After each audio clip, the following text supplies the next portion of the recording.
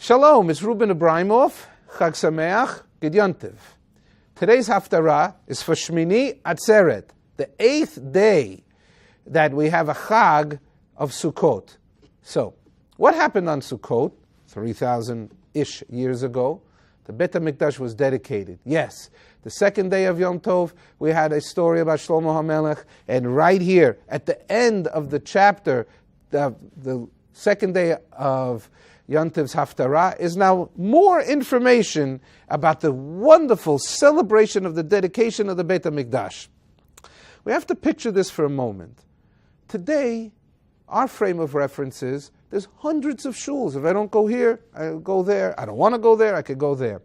Back in the time of Shlomo HaMelech, there was only one Beit HaMikdash. There was only one temple, one place to worship. And just to imagine, if something bad happens to somebody, you go, you pay a shiva call. But why would you have shiva de nechemta? Why would you have 7 weeks? Give me a break. But then you have to say to yourself, if it took 7 weeks to comfort us about the destruction, it was the spiritual 9/11 of the Jewish people.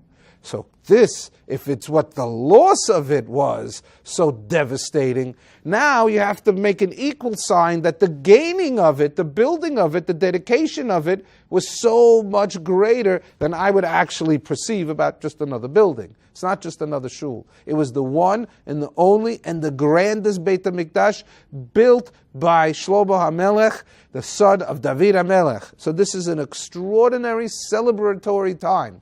We are Jewish people, and maybe not only Jewish people listening, but we believe in the coming of the Messiah and the coming of Mashiach, and we believe that there's going to be another Beit HaMikdash. So, what frame of reference do we have unless we read what went on in the first temple? So we know what it was like back then, because how do you know what to do in the third temple? So let's look.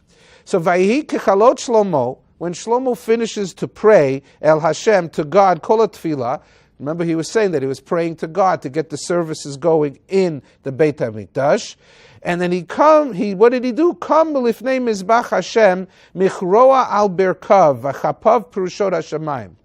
Okay, what was prayer like in those days? Well, there are two things that we used to do that we don't do anymore. One, it says that he was on his knees, and he had his hands up in the air, like this. He was on his knees. Now, we don't do that anymore because another religion adopted praying in that way. So as not to confuse our way with their way, we said, you could do it that way.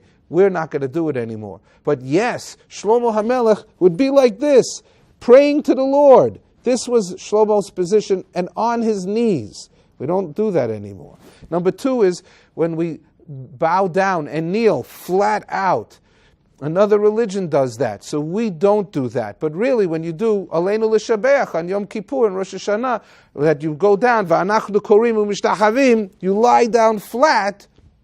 This is the way that we used to pray, that we would say to ourselves, I am low to the ground, and also, I'm most vulnerable in this position. Someone could walk over me, but I trust in Hashem. This was a demonstration of our subjugation to God, that we feel comfortable that He's going to provide and protect for us.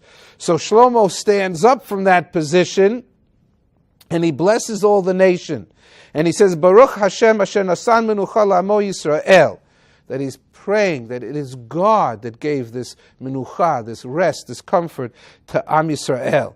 And then here, you see that you say, when you take Hotza'at Sefer Torah, you sing, Yehi Hashem Elokeinu imanu ka'asher haya im avoteinu al ya'azveinu v'yal yiteshenu.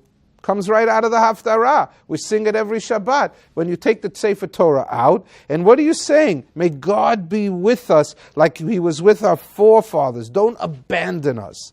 V'al yiteshenu, that He is never going to go away. He's never going to leave us alone. So now, this is the prayer you can imagine.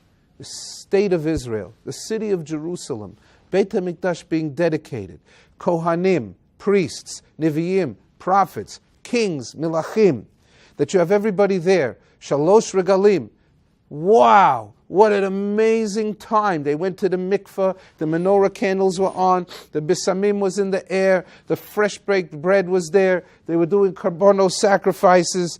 V'hayeh levavachem shalem im Hashem Elokeinu. And that you'll be content and whole and happy with your God.